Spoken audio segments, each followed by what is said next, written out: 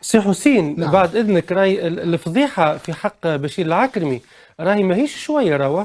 علاش؟ لأنه السيد هذايا راهي اسكتلاند يارد وسمته وكرمته، والقضاء الأوروبي والدولي يعني أعطوه أوسمة وكرموه على الحرفية متاعه في ملف باردو، على الحرفية متاعه في ملفات الإرهاب. راهو بشير العكرمي الدولة برضو التونسية سوسة. بيدها نعم. أقرت بالحرفية متاعه.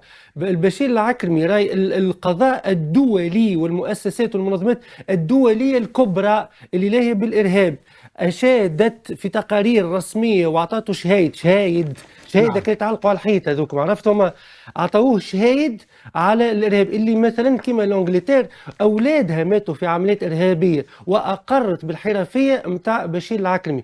اليوم راهي الفضيحة واللي قاعد يصير في بشير العكرمي ما اسموش محاكمات، هي اسمها عملية تشفي. والأخطر منها أنه بشير العكرمي يراد وينال منه ولي رمزيته، لأنه الوحيد الذي رفض، وسمعت كلمة الوحيد، القاضي الوحيد الذي رفض يعني توظيف العمليات الإرهابية في العمل السياسي، الوحيد الذي كشف يعني العمليات الإرهابية منين صارت وبحرفية رهيبة جدا، الوحيد اللي قال لا للمنظومة وللوبيات الحقيقيين اللي حكى لهم قيس سعيد، وقال لا للنقابات الأمنية اللي حبت تحكم في الملفات كما تحب هي.